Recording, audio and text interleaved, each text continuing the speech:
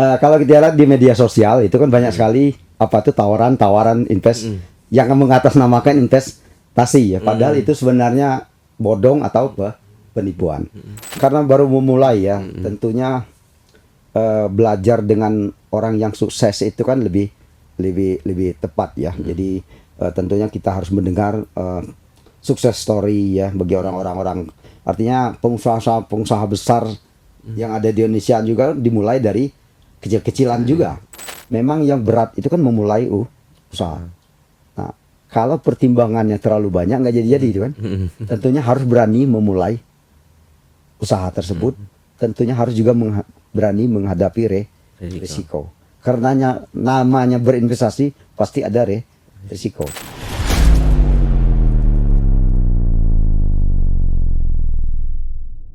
Assalamualaikum warahmatullahi wabarakatuh. Waalaikumsalam warahmatullahi wabarakatuh. Tribuners, kembali lagi bersama saya Hendrik Budiman dalam program Economic Talks Bengkulu. Tribuners, saat ini kita sudah bersama narasumber spesial kita, Profesor Dr. Kamaludin, Wakil Rektor Universitas Bengkulu sekaligus pengamat ekonomi Bengkulu. Apa kabar, Prof? Alhamdulillah sehat. Alhamdulillah. Nah, Tribuners, kali ini kita akan bakal membahas rahasia investasi cerdas, aman, dan pastinya cocok buat Tribuners dimanapun berada. Nah, Prof, seperti apa tren generasi muda Bengkulu dalam minat berinvestasi sekarang? Oke, terima kasih. Mungkin bukan hanya Bengkulu ya, mungkin di tingkat nasional pun mungkin trennya itu relatif sama. Jadi kalau yang untuk anak-anak muda nampaknya memang tren investasinya dilakukan di sektor ekonomi kreatif.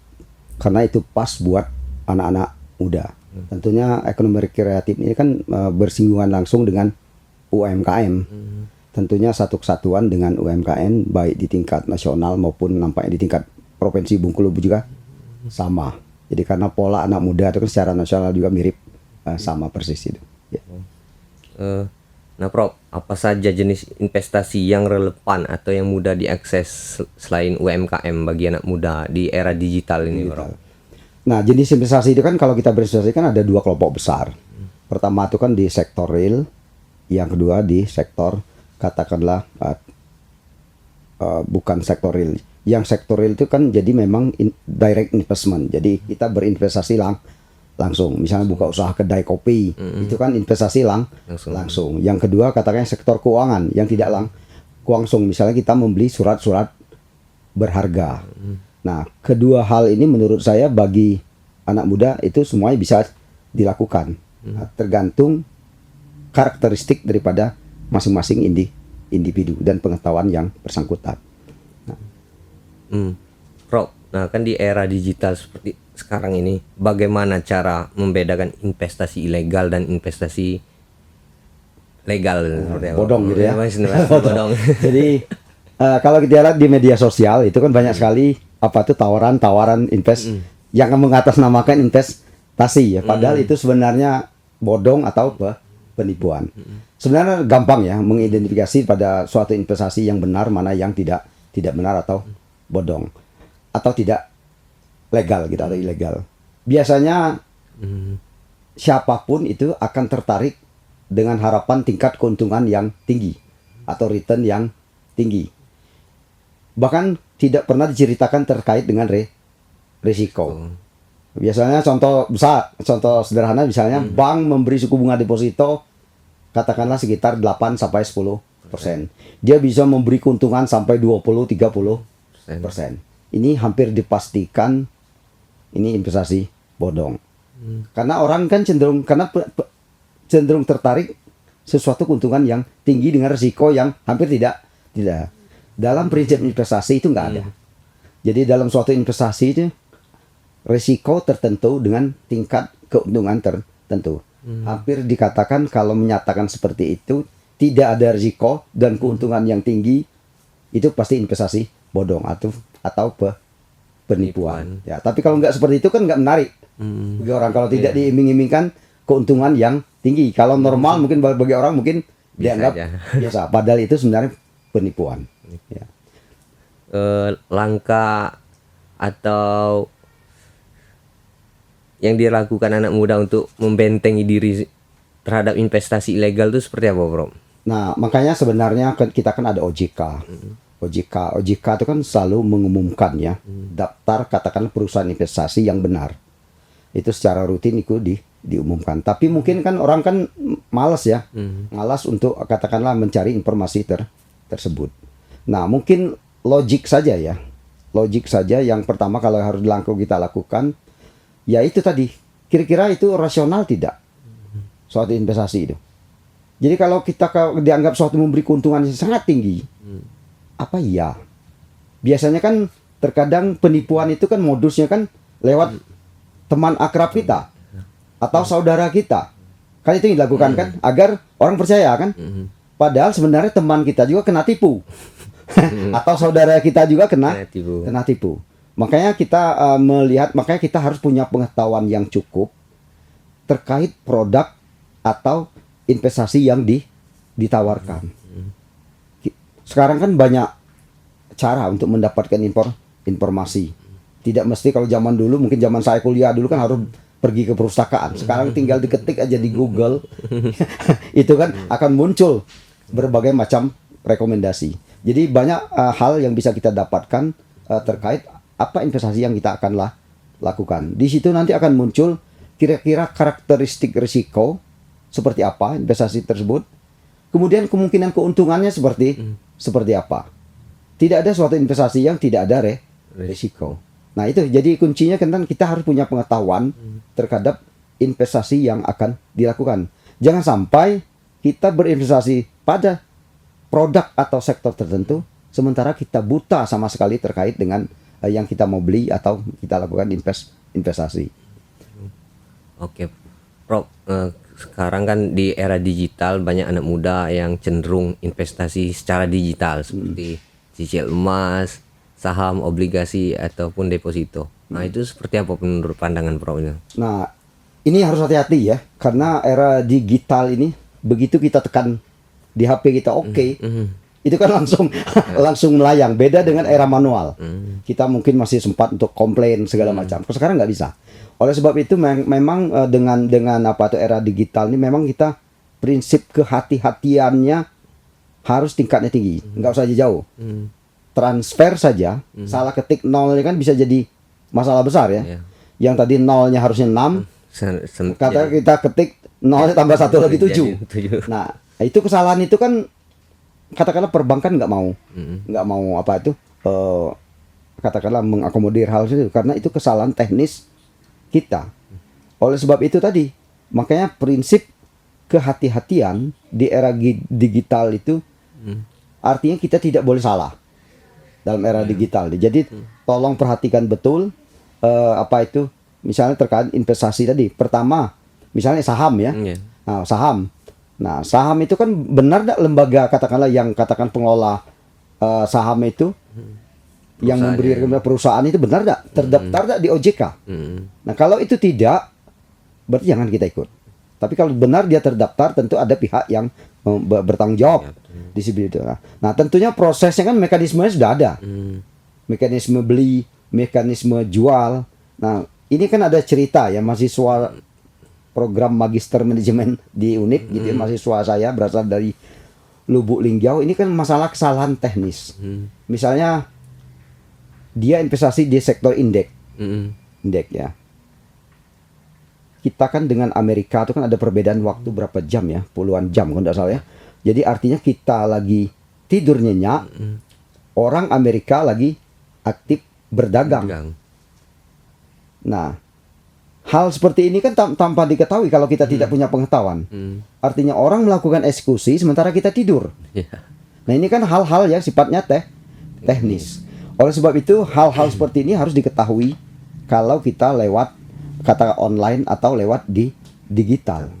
Jadi artinya pengetahuan kita memang harus agak kompleks, komprehensif. Jadi tidak cukup katakanlah kita punya pengetahuan katakanlah yang tradisional, misal tentang saham, tapi sampai hal-hal yang teknis kita harus paham. Dengan asumsi kita yang mengeksekusi. Kalau berbeda dengan kata kita punya lembaga investasi, katakan yang mengelola dana. Ya, tapi kan rasanya kalau anak-anak muda kan nggak mungkin, kan jumlah uangnya kan tidak begitu besar. Nah, tapi kalau sekarang kan hampir semua kampus ada, misalnya kayak pojok bursa itu kan hampir semua ada, di Unip juga ada, di IAIN juga, Winpas juga ada, di kampus-kampus lain juga ada. Itu kan ada apa tuh, kayak manajer investasi lah, kayak itu kan itu ada. Artinya kita kan diarahkan. Nah, tapi keputusan itu kan tetap kepada kita. Nah, itu tadi yang saya katakan prinsip kehati-hatiannya kan harus amat-amat tinggi dengan era digital ini, terutama yang terkait dengan putusan finansial. Jadi karena begitu kita mengokekan, itu nggak bisa lagi.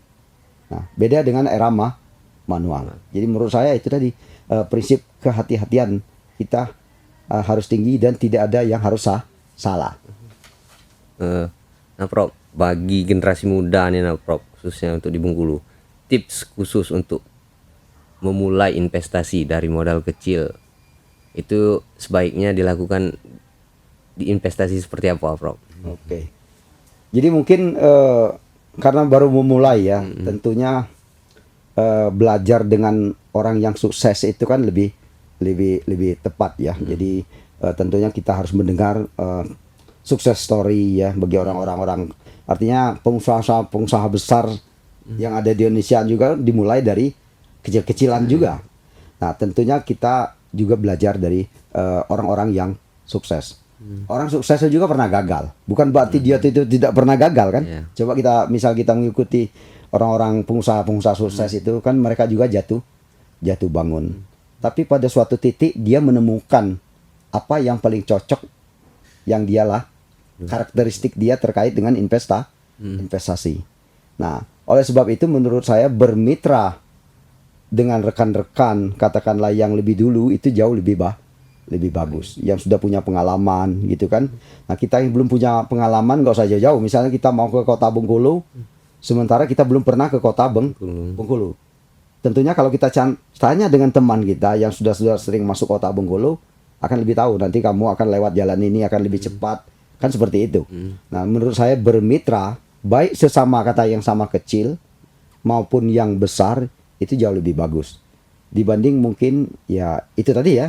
Kalau kita sendirian itu bisa juga, tapi mungkin risikonya sangat tinggi. Gitu. Prof, untuk tadi kan ada ekonomi kreatif nih yang biasanya dilakukan anak muda. Kalau potensi ekonomi kreatif di Bengkulu itu seperti apa, Prof? Misal di sektor pertanian atau pariwisata seperti apa itu, Prof? Ya. Saya itu berharap sebenarnya kota Bengkulu itu kan potensi pariwisatanya sangat luar biasa ya. Cuman kita tunggu-tunggu kepemimpinan berganti terus ya. Cuman saya lihat ya gitu-gitu aja ya.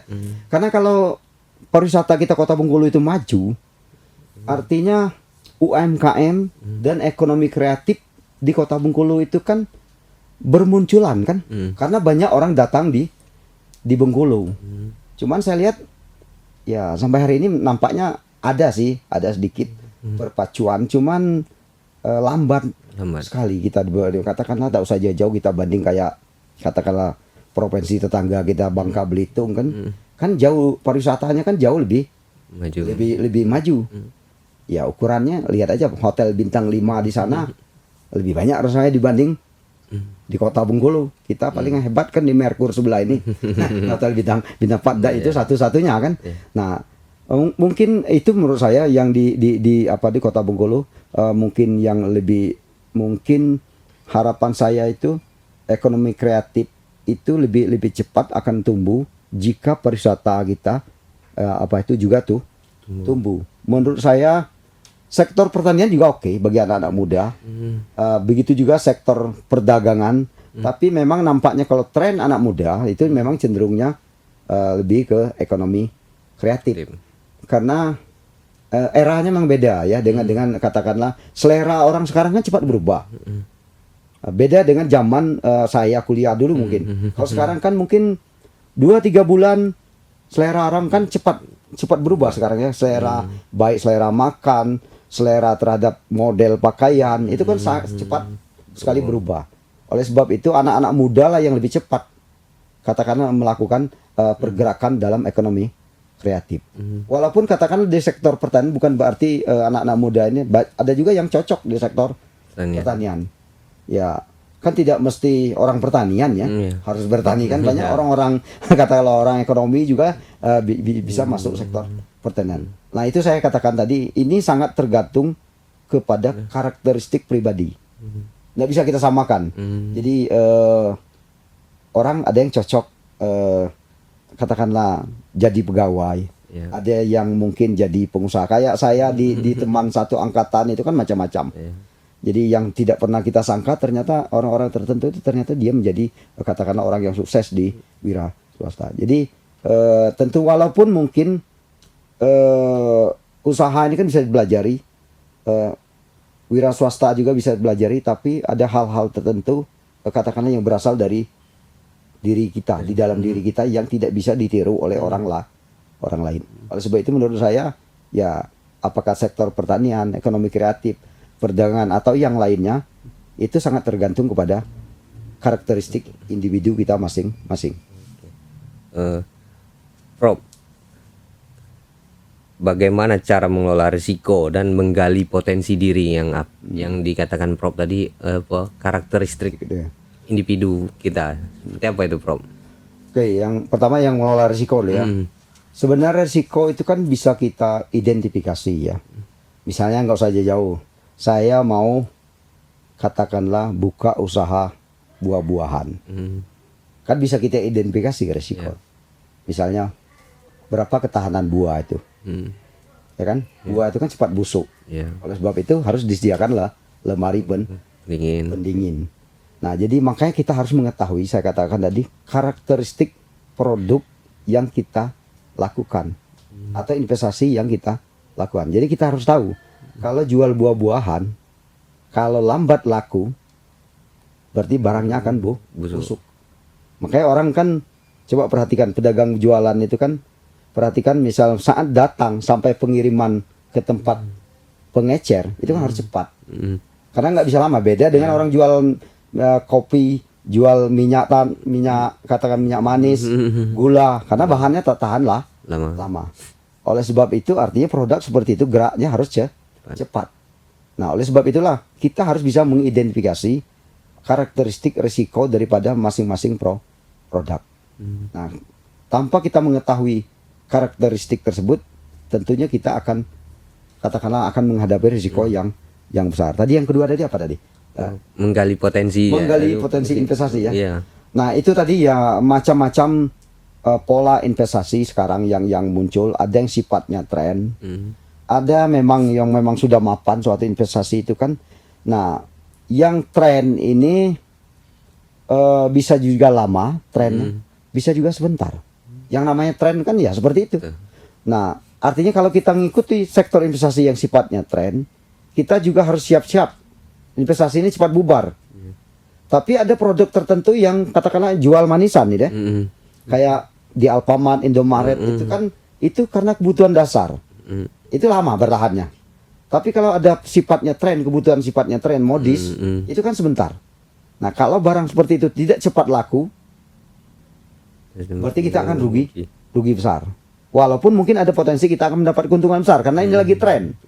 Nah, oleh sebab itulah kita harus pertama tadi kita harus mengidentifikasi ya produk-produk kira-kira yang karena belum tentu suatu daerah itu tren, di daerah lain juga tren. Ya. Sekarang saya lihat di kota Bengkulu sekarang lagi mulai ngetren kayak di Jogja ya. Di pinggir saya lihat di samping stadion ya. Malam-malam itu kan ada anak-anak muda apa tuh tempat tikar, digelar tikar gitu ya. Nah, itu mulai tren kan di kota. Saya lihat itu semua hampir rata-rata anak muda pengelolanya. Tapi kalau Jogja kan udah lama. Jogja kota besar yang lain itu kan sudah lama. Jadi di kota Bengkulu mulai ngetren. Nah, bisa jadi ini kan bertahan lama. Karena ini kan polanya anak muda. Nah, tapi persaingannya kan makin lama makin banyak nih. Yang tadi awalnya sedikit, sekarang saya lihat mulai menjamur. Ya, seperti itu risikonya. Kalau produk itu yang sifatnya tren, artinya persaingannya sangat tinggi. Nah, gitu ya. Oke. Prof, apa pesan untuk generasi muda yang masih ragu untuk memulai investasi seperti apa, Bro? eh gini ya. Pertama ya, kalau ingin jadi orang kaya, tentunya harus berwira swasta. Kalau model saya pegawai ini hampir mustahil jadi orang kaya.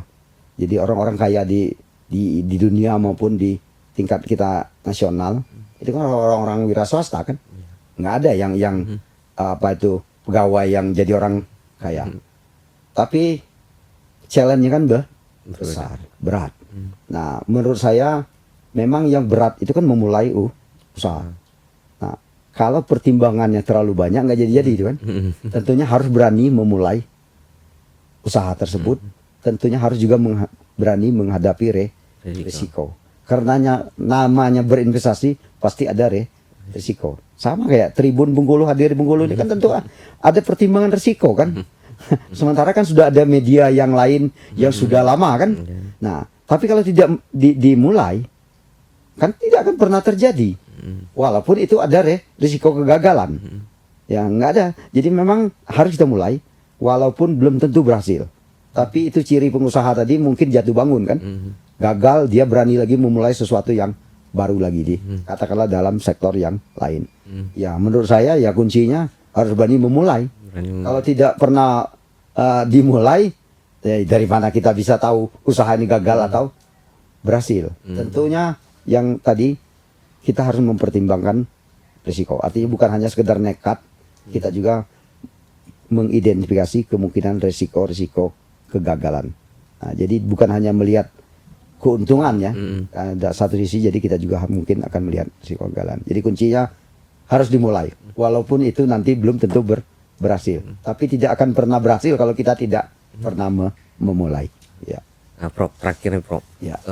Tips bagi sekarang kan lagi banyak nih yang gaji, katakanlah gaji UMR, tapi untuk aman finansial dia juga ingin berinvestasi. Seperti apa tipsnya itu, Prof?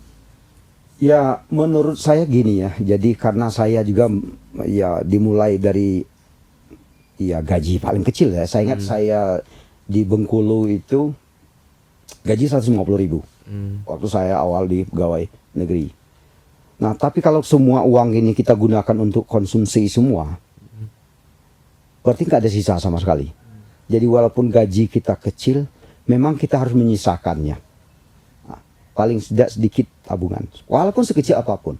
Karena nanti kan semakin lama semakin besar. Nah, tipnya itu tadi, artinya pertama, perilaku konsumtif kita itu perlu diatur. Jadi kita harus sesuaikan ya. Kalau gaji kita kecil, ya pertimbangan juga ya. Mungkin kalau konsumtifnya terlalu tinggi, ya artinya mungkin kita beli baju juga ya. Ya, yang tadi mungkin teman beli baju di Matahari, ya mungkin kita beli di katakan di pasar Minggu, di katakanlah yang di toko-toko biasa. Gaya hidupnya Ya, berarti. gaya hidup. Karena sama aja, baju harga 1 juta dengan harga 100.000 kan orang nggak tahu juga kan. Jadi nggak ada bedanya menurut saya. Jadi yang penting kita berpakaian. Tapi kan yang jangan kebalik ya. Gaji kita cuma 1 juta tapi gayanya kayak gaji orang 100 juta. Itu akan ini. Jadi menurut saya ya kita harus menyesuaikan dengan pola hidup kita, dengan income kita, dan yang terakhir kita harus ada saving. Karena kalau kita tidak punya saving, bagaimana kalau kita sakit? Tahu soal investasi, sakit saja. Masa kita harus meraung-raung dengan teman? Tapi kalau kita walaupun kita gaji kecil, kalau kita punya saving, tentu kalau tidak darurat betul mungkin kita tidak berhubungan dengan orang lain. Oke, itu sudah panjang lebar dijelaskan, Prof. Kita sudah di penghujung acara Tribuners. Semoga apa yang disampaikan Prof. Kamaludin bermanfaat untuk kita semua. Saya akhiri, wabillahi taufiq wal hidayah. Wassalamualaikum warahmatullahi wabarakatuh. Waalaikumsalam.